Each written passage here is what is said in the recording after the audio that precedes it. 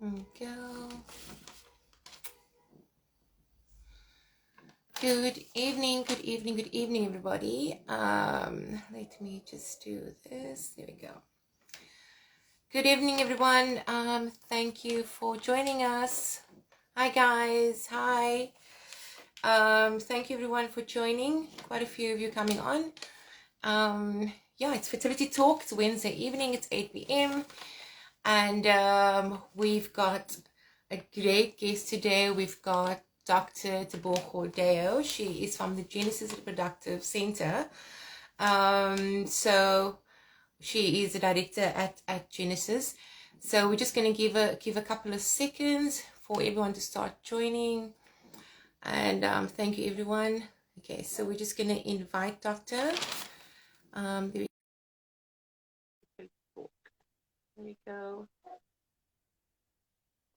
Just give it a couple of seconds. There we go. Hi, Doctor.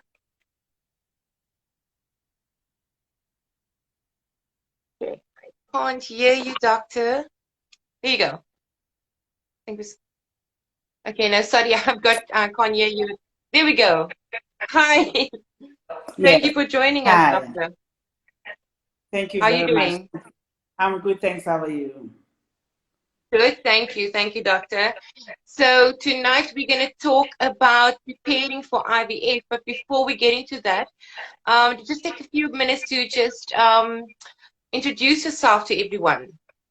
Good evening, everybody. I'm Dr. Tebogo Deo. I'm a fertility specialist at Q of Medi Clinic.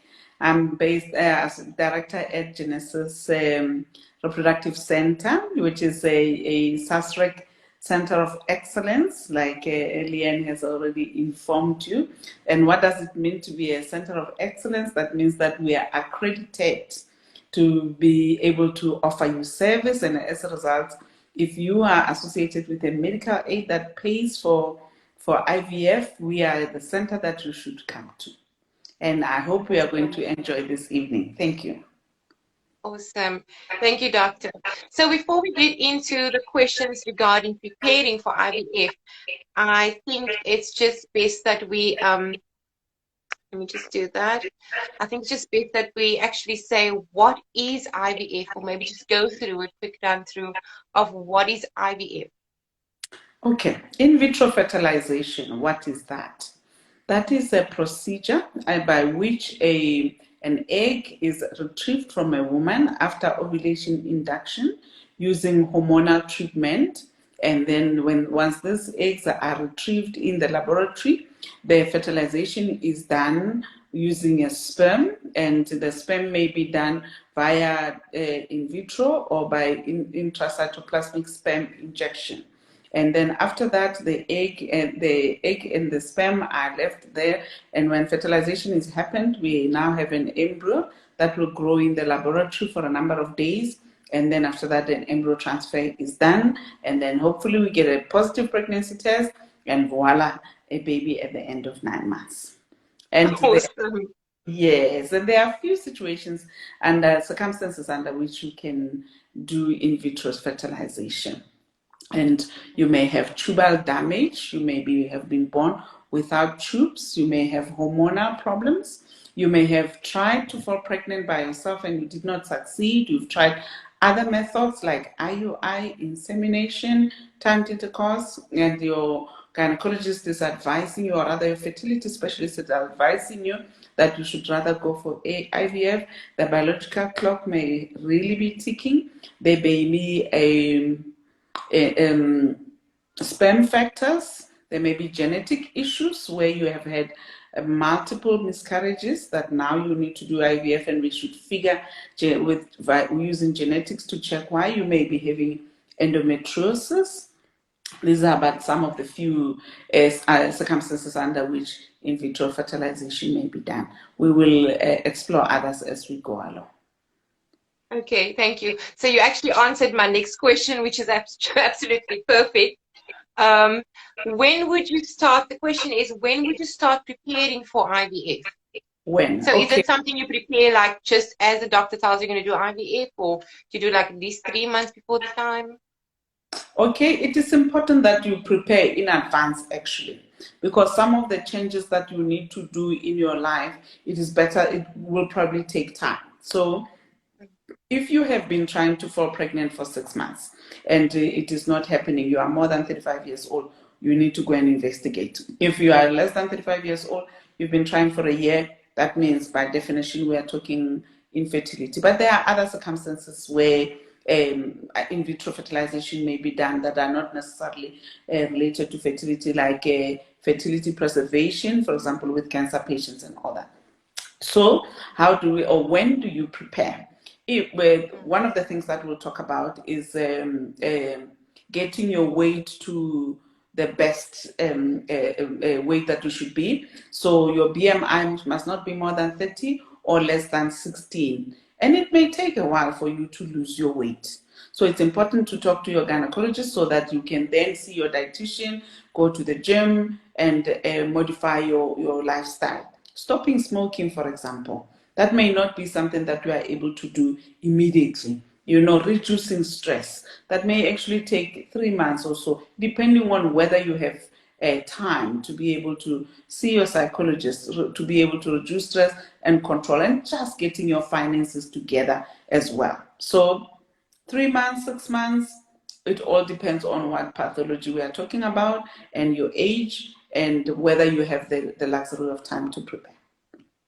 Okay. While you're busy talking, doctor, a message just came through from one of the ladies saying that this doctor saved my life last night in theater, and I got like these goosebumps in my back of my neck. And that's something so beautiful for someone to say. So thank you on behalf of this lady watching. Thank you very much, doctor. Thank you.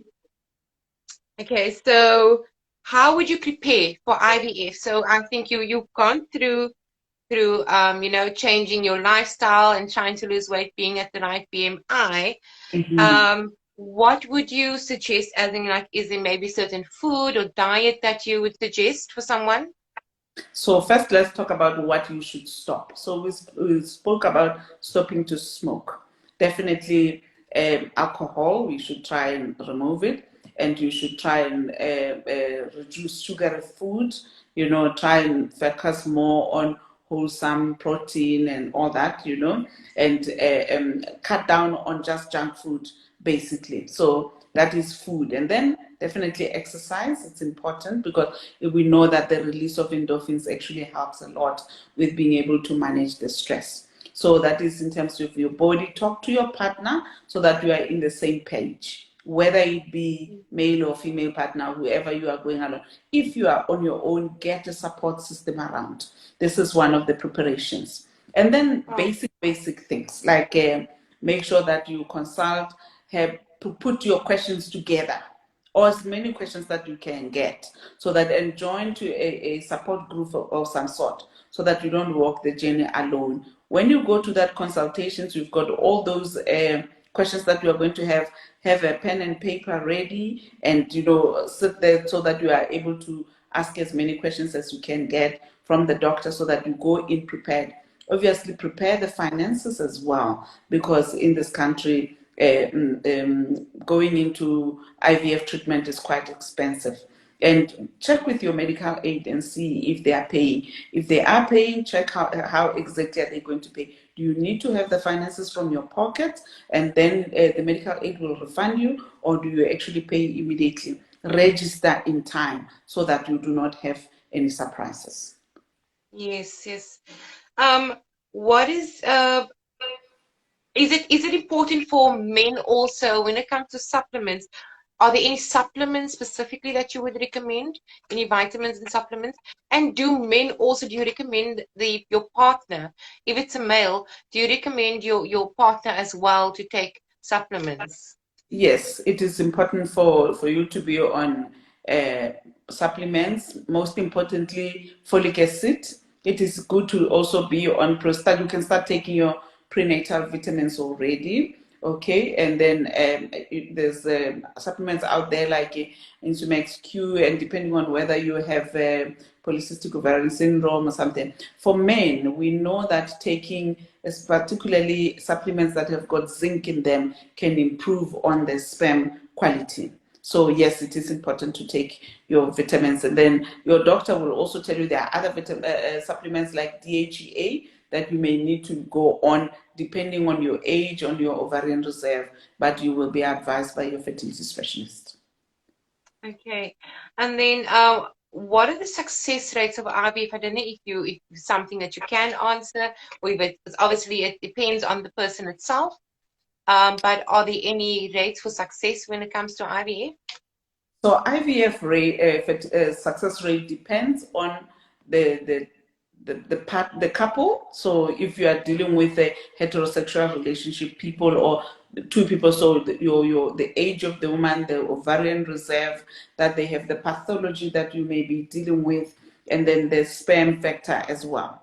Okay, and then from there you are looking at the competency of your doctor. Of course, you must partner with an excellent unit, and then you are looking at the success rate of the laboratory. But just to take a ballpoint figure, we are looking generally at a rate of, generally as human beings, 40 to 50% chance of success. But of course, the success rate can go even higher, especially in cycles where you are looking at donor cycles where the eggs are very young and this person has got a proven success of prior fertility or pregnancies with other clients as well. So then the fertility, I mean, the pregnancy rates can go as high as even 80% or more. But success rates are usually individualized according to the client. Okay, perfect. And then, okay, so we've got a few questions from the viewers as well, Doctor. Yes. So I've got a lady that is about to do IVF and she's 41. Mm. And obviously you kind of answered that question, but because she's asked it and you just asked it again, is what is the success rate of someone at 41?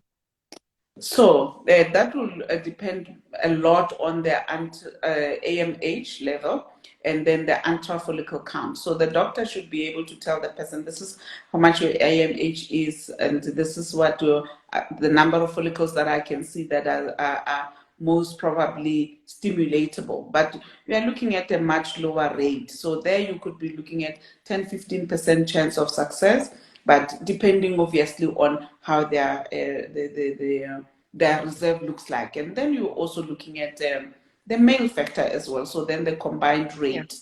So yes, you're looking at between 10 and 20% chance success rate if they are using their own eggs. Okay, perfect. And then, so someone's asked as well, any specific diet changes? I think we kind of went to that, but maybe is there any specific food itself? Okay, so I mean, it is spoken about the fact that you can take things like broccoli, you can take whole grain meals like your lentils, your quinoa, and you take good fats, your avos and all that, that you can be able to improve your fertility per se, zinc Yeah. containing food. Yeah, so generally yes, but your healthy food and removing refined food is more that you should be focusing on. Okay, perfect. And then, so I've got another lady. She's got really good AMH levels. Everything else is great, and she's this is a fifth failed IVF, and she's 39 years old. What would Mm. you recommend for her? Okay, so in such a situation, first I would like to know how many embryos she's getting, because that may be a telltale sign there. It probably would be important to check, to do a genetic testing to see whether you actually have healthy embryos, because you may be making lots of embryos, but if they are genetically abnormal, you may be having repeated failed IVFs. And I'm assuming that she's having fresh IVS and in between she's having frozen embryo cycles. So if that she's doing frozen embryo cycles, we can also do the genetic testing, something that we call ERA, to be able to check whether her endometrium is compatible with the age of the embryo. So these are some of the things that a person can check to be able to see. I'm assuming that the baseline of checking the hormones and all that is already done. Yes, yes.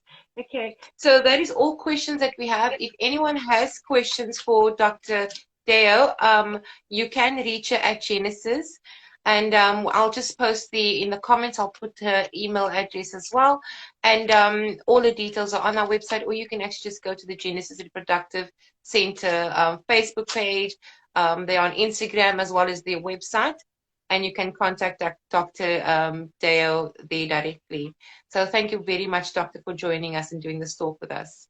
Thank you very much, Leanne. I hope I've made the weight of going on IVF lighter for our viewers. And thank you very much Yeah, for, yes, somebody has it's a asked, pleasure. Do you mind if we answer just one question that's just come through now? Is yes, what are the costs for IVF in South Africa, okay, or an estimate? yes, we're looking at the range that can go between 60,000, can go up to 100,000 rand. And I Yeah, always tell my clients to actually budget for twice that amount, because yeah, very few people actually succeed with the first cycle. If we have yeah. first cycle and you are pregnant, excellent. Sometimes you have enough eggs, then we will do one cycle plus a couple of frozen embryo transfers. Then we are looking at maybe 100,000, because each time, the first cycle is whatever amount, and then you get cost for freezing the embryos as well as cost for frozen embryo transfer.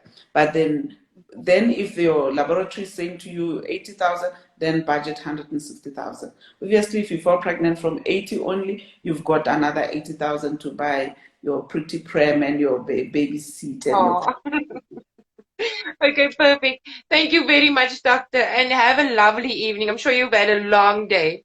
Yeah, indeed. But it was a exciting day nonetheless. It's nice to keep getting those pregnancies. So yes. Oh, awesome. Thank you, Lee. It's a pleasure. Have a great evening, Doctor. Thank you. Bye. Bye.